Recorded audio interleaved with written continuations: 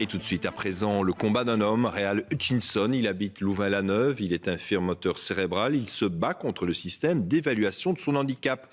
Après avoir été déclassé par sa mutuelle, il ne perçoit plus qu'une partie de ses indemnités. Près d'un handicapé sur deux serait mal évalué. Reportage, Daniel Velter. Réal Hutchinson est infirme moteur cérébral depuis l'âge de 9 mois, lorsque son cerveau a manqué d'oxygène suite à une opération. Aujourd'hui, à 37 ans, il ne quitte plus sa chaise roulante, il sait à peine bouger.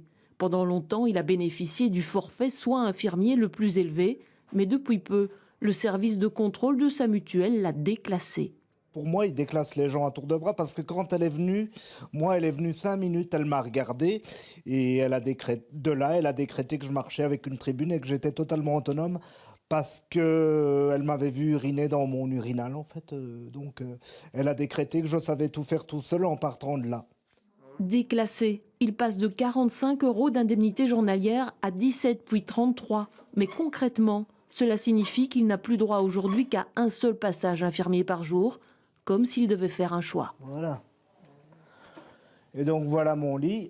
C'est criant que je ne sais pas me mettre dessus. Hein. S'il n'y a pas de passage d'infirmier, qu'est-ce que je fais? Je ne sors pas. Donc ça veut dire que j'ai le droit qu'à me lever, mais peut-être pas me coucher non plus. Parce que comme le deuxième passage n'est pas garanti, je peux me lever ou pas me coucher, ou l'inverse. Réal Hutchinson reste philosophe. En fait, son cas ne fait que confirmer les statistiques. En Belgique, quasi une évaluation du handicap sur 2 ne serait pas la bonne. L'ensemble des mutualités qui font ces contrôles déclassent de l'ordre de 30 à 50% des catégories qui ont été donc mentionnées par les infirmières. Pourquoi est-ce que ce chiffre est si élevé ?